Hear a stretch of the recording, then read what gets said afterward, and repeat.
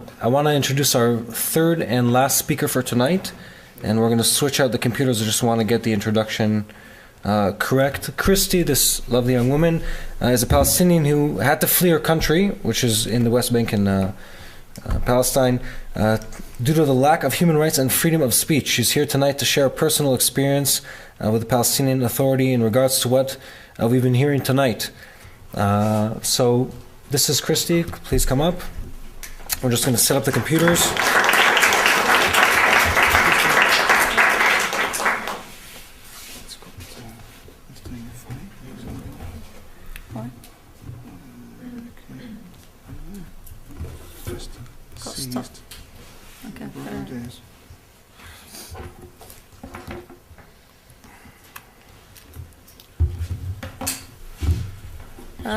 Chat amongst yourselves for 2 minutes. Hi, thank you all for coming here. It's amazing that you're all interested in that conflict. If you're here with the attitude of taking sides, I'm sorry to tell you, I'd like to remind you, it's not a football match. We're talking about humans' being lives. It's really important to focus on this point and try to change your attitude towards trying to put yourself in the shoes of both sides of this conflict. So hoping that you might try to understand the devastation and the experiences of these peoples and the realities. That might give you some reality check. I hope that. So I'm going to start with my personal experience to try to dig deeper in a way, try to explain to you the reasons behind why things happen there, because you need to understand why things happen. I'm sorry, I hope you understand my Palestinian British accent. Well, I was born in the first Intifada. Intifada means uprising. And we had after the end of that first Intifada, we had a very peaceful, beautiful period of time where all Arabs, Jews, Muslims, Christians lived with each other peacefully, and it was beautiful. Till I became 11 years old, and it was the year of 2000 when the second Intifada started. Great, it's back on. Yeah. Why isn't it? Okay. Try clicking it. No. So, okay. Now, the second Intifada started. Because of the location of my house, it was just in front of a holy place for the Jews. So, my people, Palestinians, started attacking that holy place for the Jews day and night. During the daytime, they used to throw rocks and some bombs. During the night time, they used to shoot, knowing that there were Palestinian civilians living in that area as well. What we've noticed during that period of time is that there were children throwing rocks and fighting as well as adults. So we had children being used as fighters. These poor children has been brainwashed into the mentality that fighting for your country is an honor to die. It was really sad to see them killed in front of you and shot, dead. They used to fight, believing that they'll have some honor. And what used to happen is that their families used to get benefits afterwards.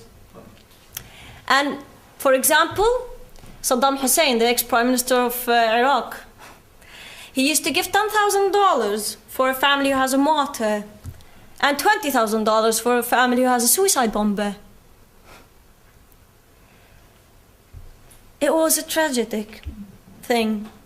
And recently, my government, the Palestinian Authority, has given $74 million to the families of martyrs. Isn't that perpetuating violence? And sadly, as we can see, these are the reasons, and these are Palestinians themselves. They will tell you that these are the reasons behind why these people and why these children put their lives on the line of fire and die. And there's another group of them that believe, and some of them, sadly, they really believe it, that they'll find 72 virgins. I don't know about the number. I don't know if they'll be able to handle it. But they actually believe they'll find 72 virgins when they die. I hope they do. Because it would be really a big loss when they found out that it's not the case. The end result is Israeli soldiers shooting these children. My government, the Palestinian government authority, who was supposed to protect them according to Oslo Accords, protect these children, these people from attacking and maintain public order, which is not there. And many of them get into Israeli jails. They get mistreated, they get beaten. And bearing in mind that these Israeli soldiers, some of them are 18 and 19 years old soldiers. So it's an accident waiting to happen. Putting these teenagers fighting against each other. Anyway, things kept getting worse in that intifada. And sadly, I lost a friend who was dear to me. She was 11 years old, and we spent 2 years as friends. And she was shot dead by the Israeli soldiers by mistake. She was in the wrong place, wrong time, and wrong car. There was a jeep of soldiers waiting for a car for wanted people, and her family car was in front of the car of the wanted people, and it was identical, even the color. And the Israeli soldiers got confused, and they shot both cars, and they killed her. This story, as a Christian, she was a Christian, this story has been told by the church and by my people to the whole world. But at the same intifada, I had an uncle, a wealthy Christian uncle who used to pay al-jizya. Al-jizya basically is protection money. So if you're a non-Muslim, you're a Jew or a Christian, you have to pay a protection money to keep you in the regime, protected. That was the role of this money. My uncle was one of these Christians in Bethlehem community who had to pay this money. But sadly, after a while, him and other Christians started seeing these people who called themselves freedom fighters. I call them mafia. They used to stand next to Christian houses, shoot and launch rockets at Israel and run so that the response would come mainly upon Christian houses. So what my uncle done was to decide to stop giving them money. They accused him for being a traitor. They put him in jail. They had no evidence against him. They had to let him out of jail. But after a few days, they shot him in his heart in front of his house and killed him. Palestinians killing other Palestinians. What a jungle. Another wealthy Christian man who used to pay the money at the funeral of my uncle stood and said a few angry words against them. After a few days, they shot him in his head. He was rushed to an Israeli hospital and saved, but lived blinded to the rest of his life. None of these stories and more were told by my people to the world.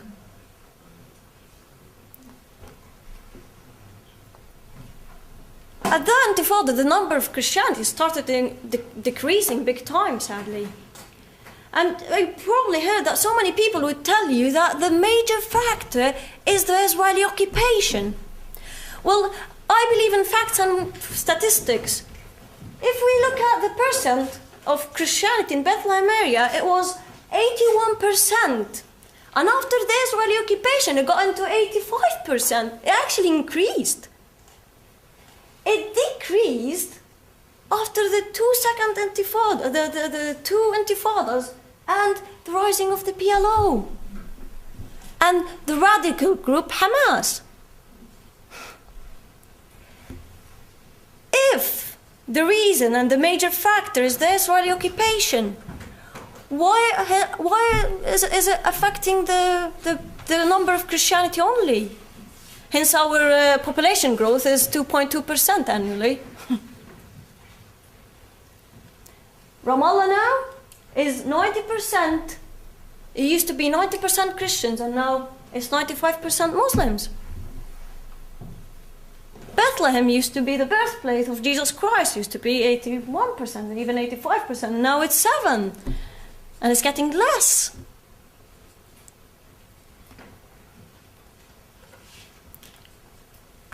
Things kept getting worse through that intifada, and a series of suicide attacks, deadly suicide attacks, were done by my people, sadly, against Israel civilians, and even killed Palestinians. These people used to put bombs on themselves and kill themselves and others. It was horrible. And what happened afterwards is that on the year of 2002, and it was Yom Kippur, it was the Passover in one of Netanyah's hotel, a suicide bomb happened, a suicide attack happened, and it killed so many Jews. I don't remember the number. And after that, Israel decided to put the wall. I was young at that time, and all I remember was going to school and coming back, and one day, finding the wall surrounding my house from three sides, making it the only unique house in West Bank and Gaza with that particular situation. We lost our businesses, our life got destroyed, having a wall in front of you, surrounding your house, in an isolated area. We have 4 cameras filming us 24/7. I used to joke with my family members, if you find your video on YouTube having a shower, no, it's one of these cameras. I hope they haven't researched it, but if you look at this picture, it's this is my house, and this is how far it is. It should have been closer, and I have a grandmother that can't walk properly, and it would have been an issue to get her into the house. But while digging to build the wall, they found the sewage pipes. So I used to joke we were saved by the sewage. They had to put it a bit further.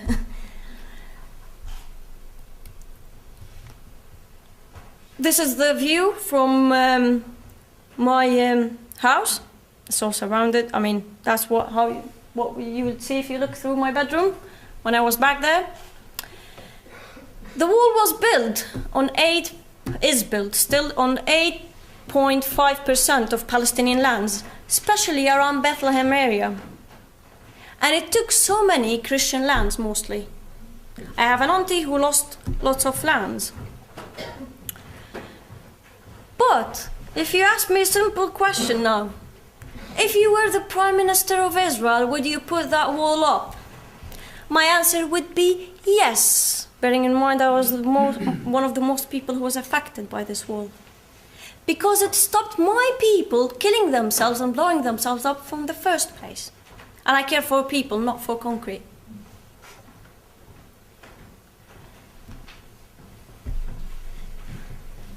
Afterwards, the second intifada ended, and I decided to study law.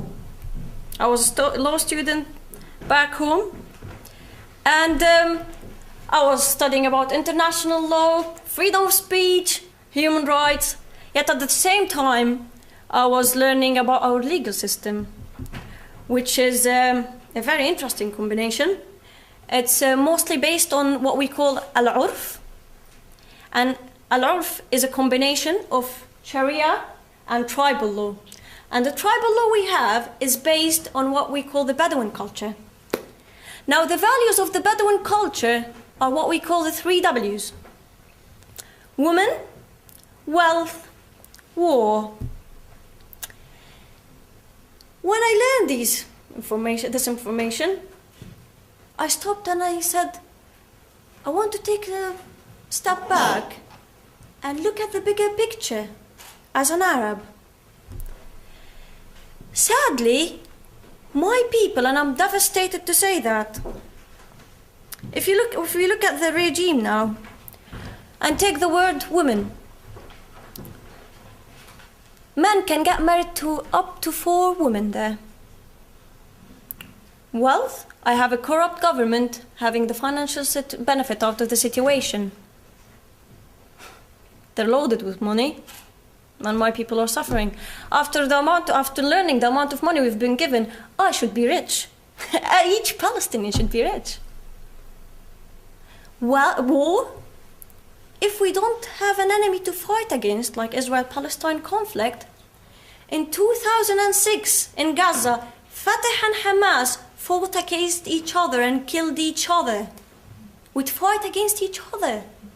Palestinians killing Palestinians. Tunisia, Algeria, Libya, Iraq, Lebanon, Syria, Egypt. My people have taken these values and expanded them and built on them. Our constitution is there, and it's a very good one, but it's never used because we have a corrupt government. Sabi Arkat, our senior negotiator, said, we have had killed Palestinians to establish one authority, one gun, and the rule of law. We invested time and effort. Well done, yeah. Well done. To kill Palestinians, our people. It's disgusting. Sadly, this affected my regime, my culture. There's no law, no order. One of the most things we face is honor killings. Women don't have rights there. In this market, this is a picture of a market where a woman has been beaten for 10 years by her husband, and after 10 years she had the courage to go to court and ask for divorce. After she's done that, her husband caught her in the market and slaughtered her. Women are treated as possessions there. Women, like you, like yourselves, you're not regarded as human beings. You don't have the freedom of speech or the rights there. I can tell you so many stories about young women being killed by their own families for honor killings. It has increased in the year of 2013, 300% last year. 300%.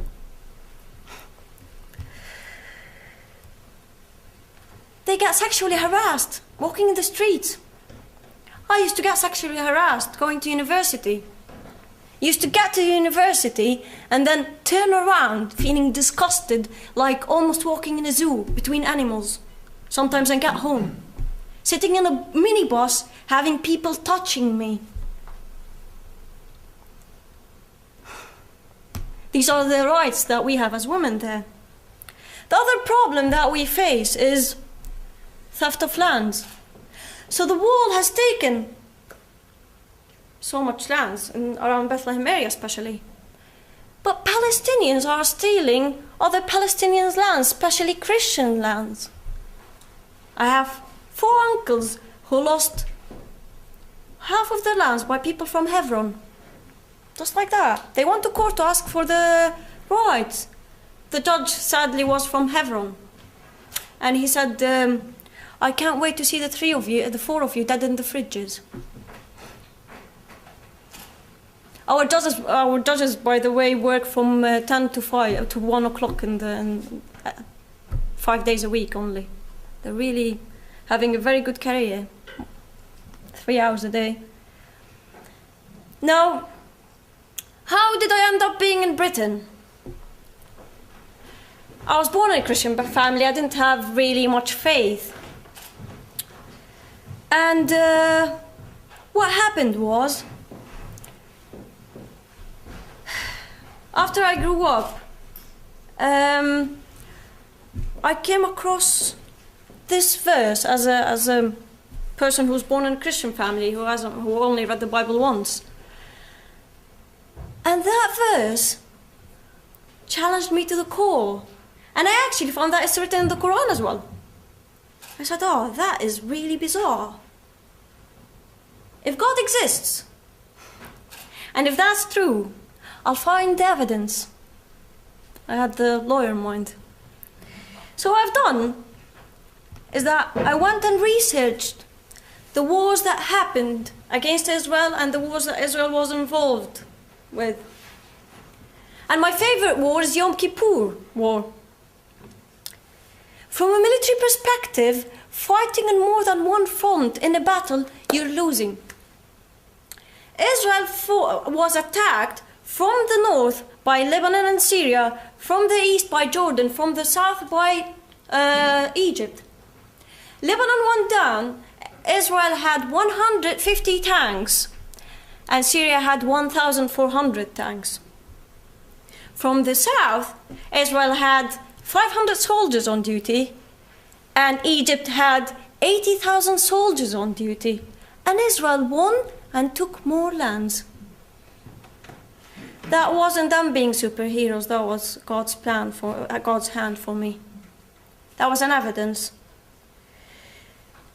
After learning that, I decided, well, I have freedom of speech, I have human rights, I want to exercise that and share my beliefs. And what happened was, when I started sharing my beliefs with a small group and simply saying, I believe that God has given this land to the Jews and as an everlasting covenant. They're there, we're here, let's have 2 states and move on, have a life. And if you don't want to take on my beliefs, well, how many Christian countries we have around the world? How many Muslim countries we have around the world? Why can't the Jews have one country?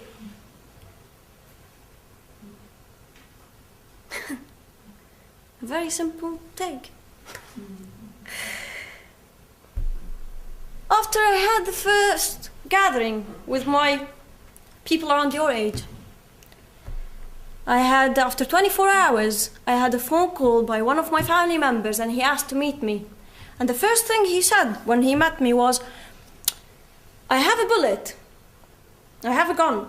It's only a bullet. I'll put it in your head and end your life. You're playing with big fire here. You're gonna burn your family first before you burn yourself, and I was sent to stop you. After that, so I got threatened to be killed for sharing my beliefs and views. Well, Israel doesn't kill us or threaten us for sharing our views. Palestinians do. I was shocked. I was furious. I was angry. And then what happened was that I couldn't stop. I kept sharing my views. I'm a human being. I even went to Yad Vashem, the Holocaust Museum, to understand more about what happened to the Israelites. And when I put myself in their shoes, I was able to understand, not justify, understand why they have done and they're doing, why they are acting aggressively, why they're doing it in this way, because of what happened. There's always a reason why. And again, not justifying it, but they are being overprotective. Why? You suddenly understand why. Afterwards, I got persecuted. I was accused for being a traitor. It became dangerous for me to stay there. And I had to leave my country, and I went to Britain, and I was granted political asylum in 3 days because the case was an open and shut case. And this is my story. Thank you so much.